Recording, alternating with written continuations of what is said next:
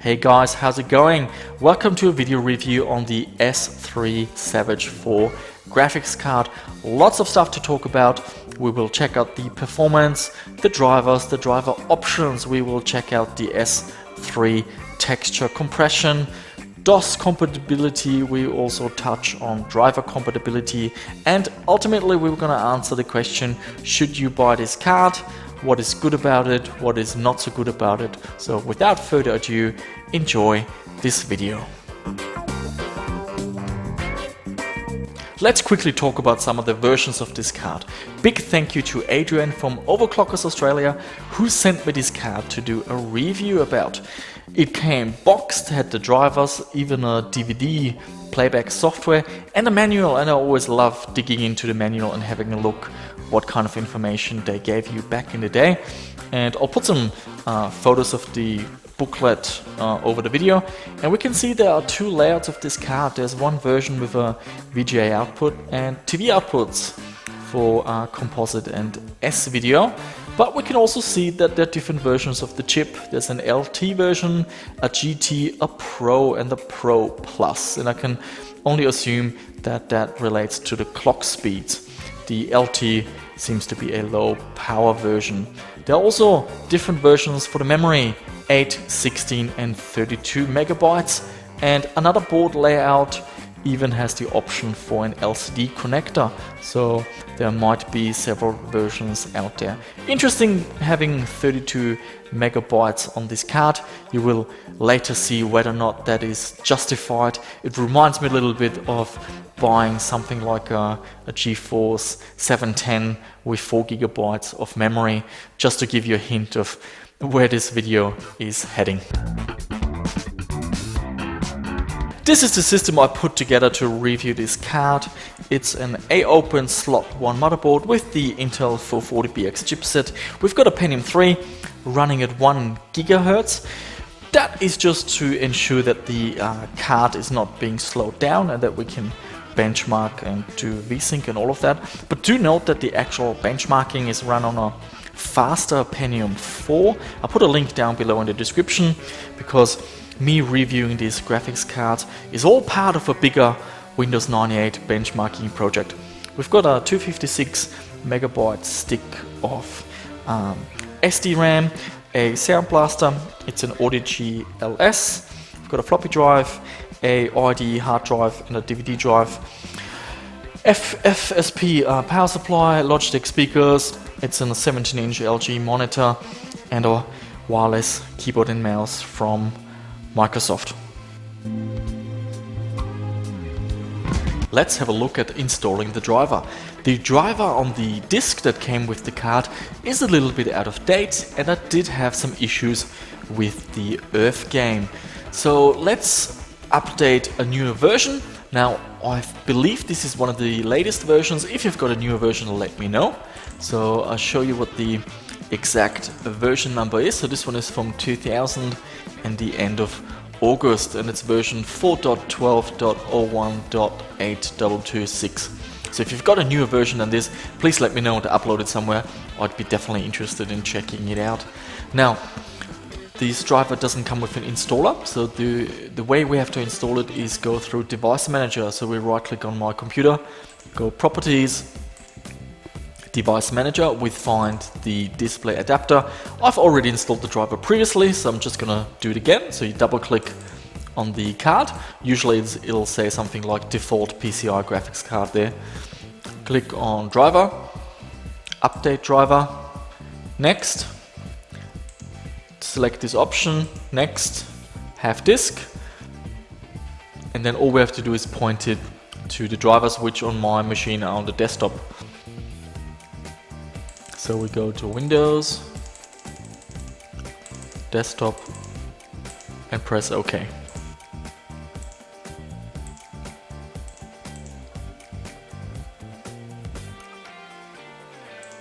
Okay, just need a reboot.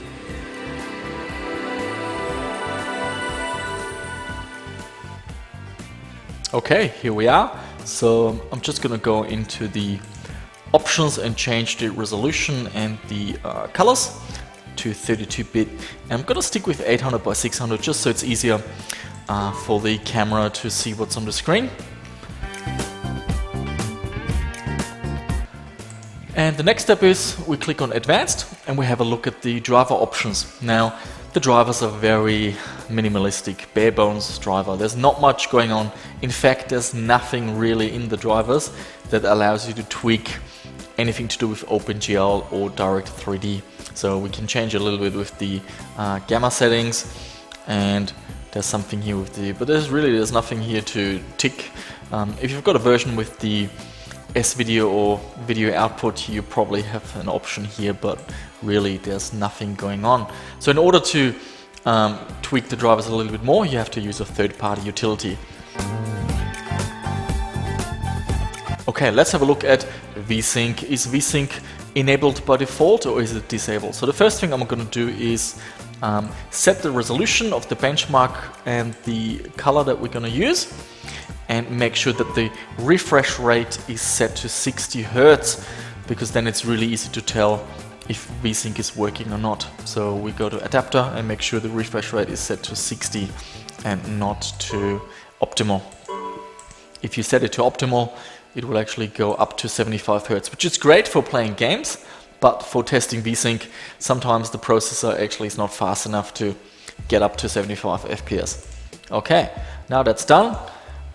For Direct 3D, I often use the 3D Mark 99 Max, which is now free to download, even the professional version. So you just can go to the 3D Mark website and get the license key. You need the Pro version to change the resolutions.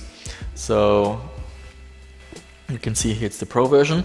Then we select New 3D Mark Benchmark, and we click on Change, and we're just going to lower the resolution to 640 by 480 to make sure that the graphics card is actually powerful enough to be able to do more than 60 frames. Okay, now we hit Benchmark, and we're just going to observe what FPS we're going to get. So we can see it's jumping around 72 and now dropping a little bit lower. So VSync is disabled by default, which is great for benchmarking.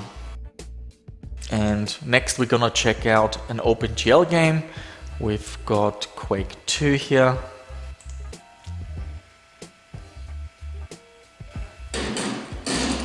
So we just go to video, make sure it's 640 by 480, that's fantastic. And we just type in time demo 1 and then map demo1.dem2.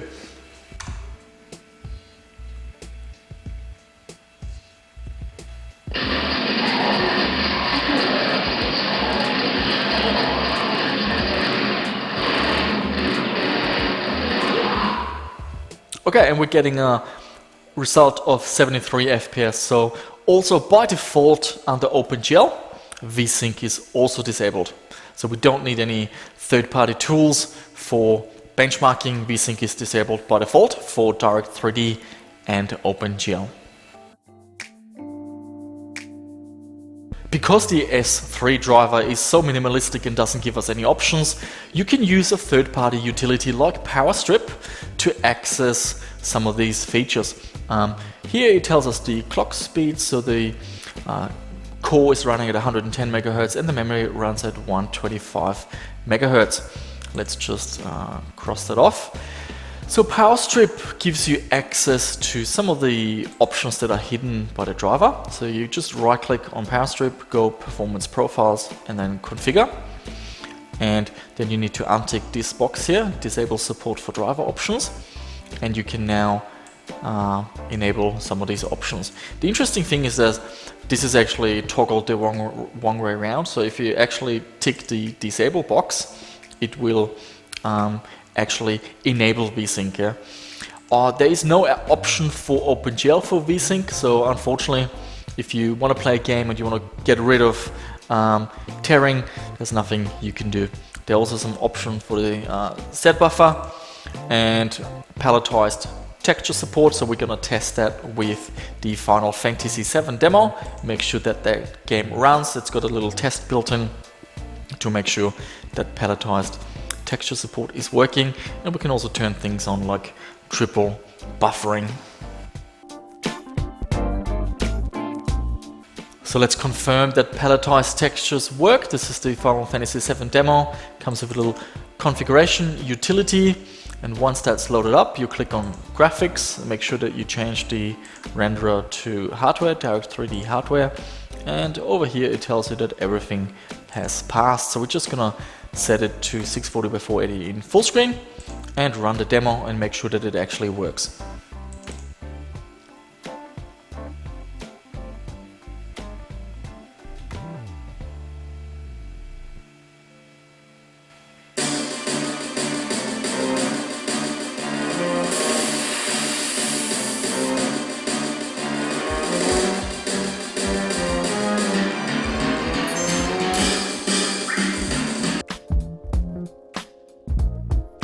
One area where the S3 cards really shine is MS-DOS compatibility.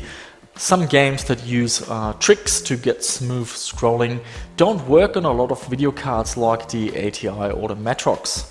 So the S3 Savage 4 is a great card if you're building a AGP-based DOS retro gaming PC.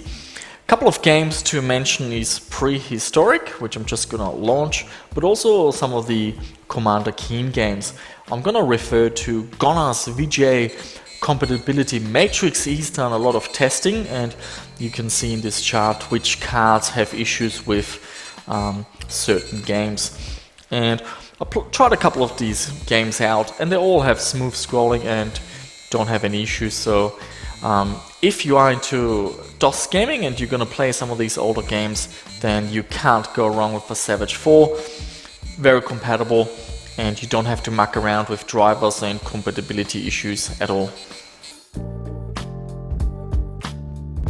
S3 texture compression, that's the gift that S3 left to all future graphics cards. It was so good that Microsoft licensed it under the DirectX 6 version. What is texture compression? It's a good thing. I hear that often, that when in a game you see a tick box and it says texture compression, that people think this is a bad thing.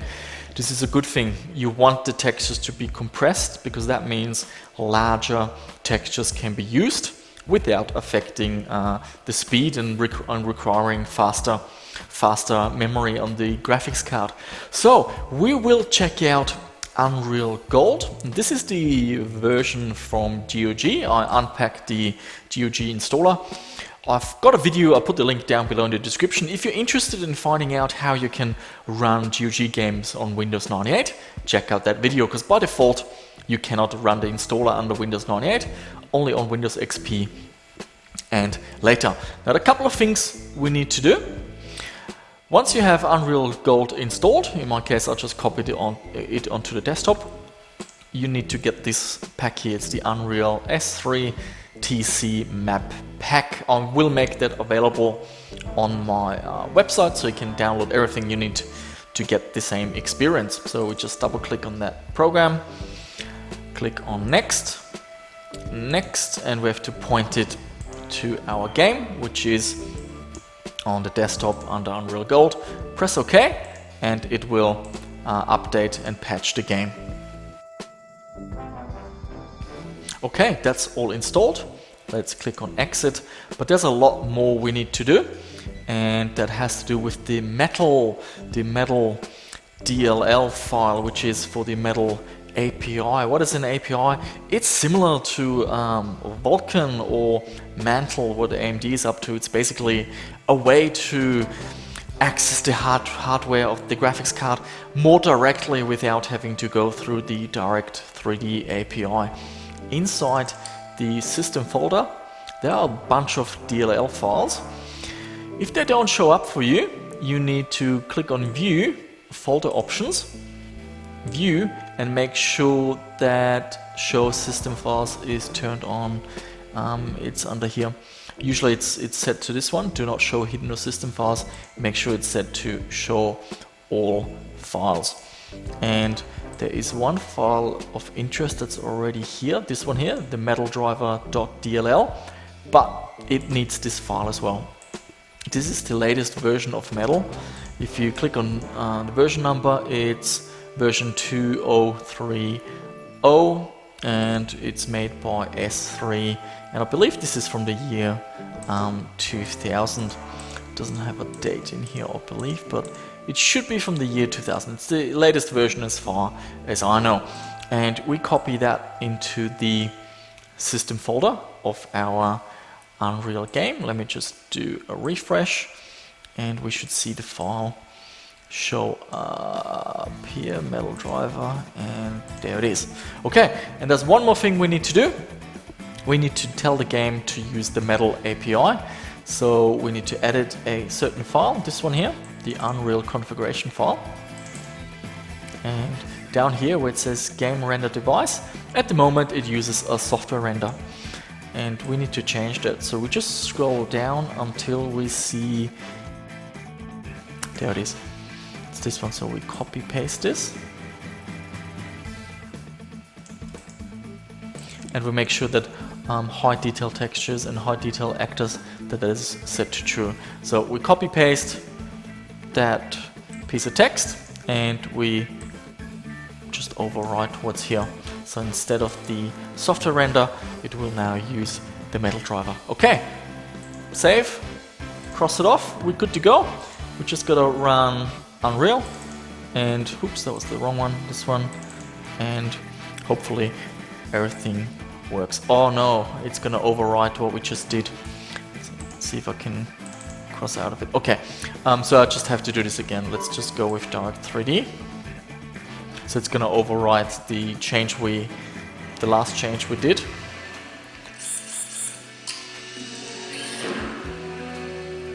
Yeah, Direct 3D.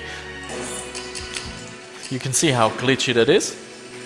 So we just gotta go back into the configuration file, and we can see that it's changed it to Direct 3D device. So it should still be in a clipboard. There you go. So yeah, basically launch the game before editing this file. Okay, let's see if it works. There you go. That looks better. If we go to preferences, you can see that the metal driver is being used here. I'm just going to change the resolution to 800 by 632-bit colors. So you click on bot match.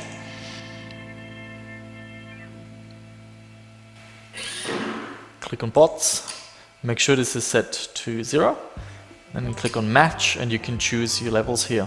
And there's a list in the README file of the demo levels, which ones have the S3 texture compressions. For example, the streets one, but the highlight for me is really the gallery and also the Egypt level, if I can find it. Okay, let's try the Egypt level first.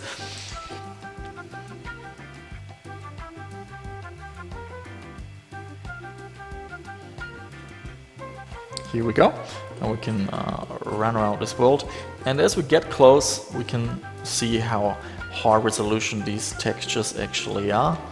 And this is basically just a tech demo where you can walk around and explore everything and get amazed by the texture compression. I really like these textures, they look very nice. Now, I've got a few direct captures that shows it in a lot better quality, so we're just going to have a quick look at that so you can see what this is all about. And as I said, Microsoft licensed this technology, so as with the version DirectX 6 or later graphics cards were able to benefit from this technology.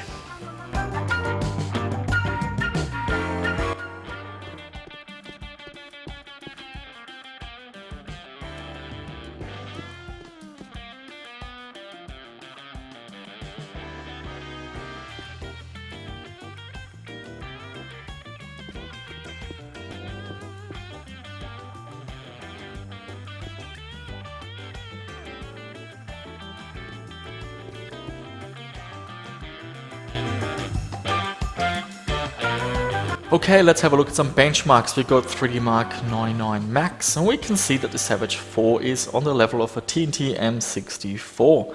Moving on to 3D Mark 2000, it's even slower. In 3D Mark 2001, Well, the situation doesn't change a lot, it's still behind the TNT M64. Okay, let's check out some games. Earth 2150, now that's a game where the Nvidia cards struggle, so here the Savage 4 is not too bad. The main two bars to look at is the orange one and the grey one. The orange one is 1024 by 768 in 16 bits, the grey one is the same resolution but in 32 bits. So we can see here, even in this game where the Nvidia cards struggle, for example, the Rage 128 Pro is more than double the speed. The TNT2 is significantly ahead. And let's have a look at the M64. That card is actually a little bit behind. But that's the only game where the Nvidia cards are a little bit slower than the rest. Let's have a look at Expendable, comparing the TNT M64 against the Savage 4. Neck and neck, really, at 1024 by 768 at 32-bit colors. The M64 is actually a little bit ahead, but at the higher resolution, the Savage 4 pulls ahead again, but both cards are pretty slow. Draken, not much changes here. Savage 4 and the TNT M64 pretty much neck and neck. Let's have a look at some OpenGL games. I had some issues with the OpenGL games, for example in Quake 2. The 1280 by 960 resolution would only work in window mode, and when I tried 1600 by 1200 resolution, it would reset back to 640 by 480. So even the latest driver still had a few issues with OpenGL games. Performance, not too bad, but the main Nvidia and the Matrox G400 cards are quite a little bit ahead. Quake 3 Arena, at least all the resolutions work, but performance is still very average. 16.2 frames at 1024 by 768 is really not that playable. MDK2, another issue with the 1600 by 1200 resolution. It would work, but it would take forever to complete. After 5 minutes or so of the benchmark running, I just cancelled it and declared it not compatible. Let's have a look at the sum of FPS. That's just a rough chart with all the FPS results added up. So this confirms what I mentioned before. The Savage 4 is on the level of TNT M64, a little bit behind, and in 32-bit colors it's really right bang smack on the same level as the TNT M64. But look at all the other cards that are competing with the Savage 4. They are miles ahead and significantly faster, and the overall results doesn't really change anything. It just confirms that the Savage 4 is quite slow. Even the bargain 3DFX Velocity 100, which was an OEM card, cheapest chips, is still ahead of the Savage 4.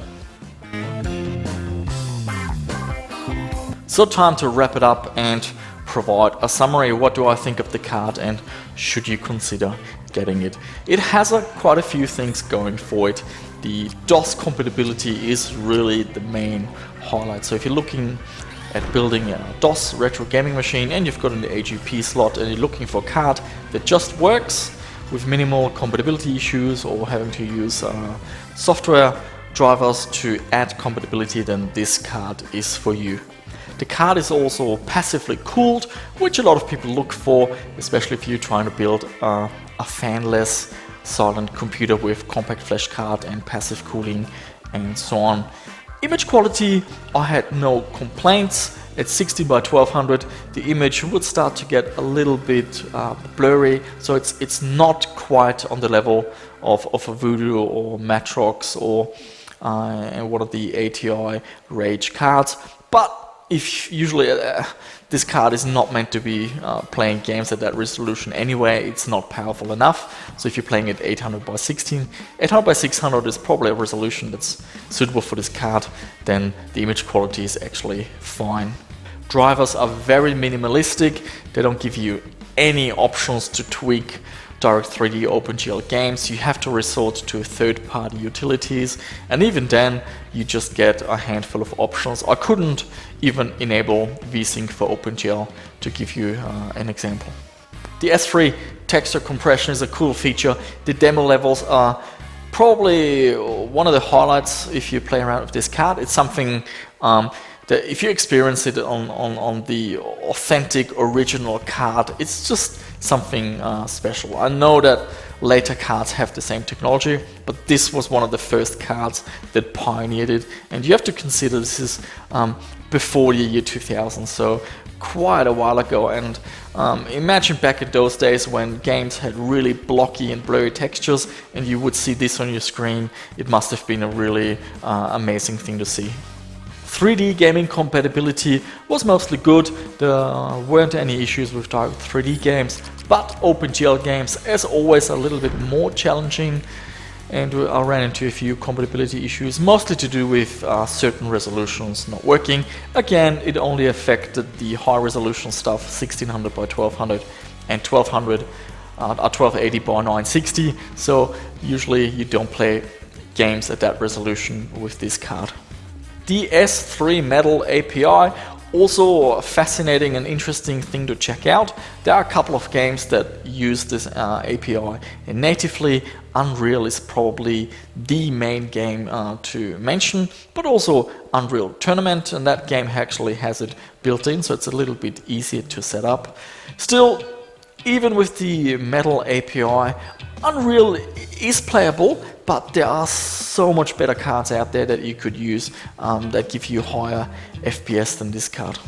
So overall, this is a really difficult card to recommend. It does have historic significance, and it's got a few interesting things that you want to check out, but once you've witnessed the demo levels, then really you're not going to use that card much. So in my opinion, the main reason for you to get this card is if you're looking at building a DOS gaming machine and you want that S3 DOS gaming compatibility, then you can't go wrong with this card. The fact that it's passively cooled and nice and quiet and has a decent video quality, output quality as well, is just a bonus. So that's my recommendation. Look elsewhere for 3D gaming under Windows, but if you're looking at building a DOS gaming machine and your machine has an AGP slot, then absolutely this is a really cool card to get.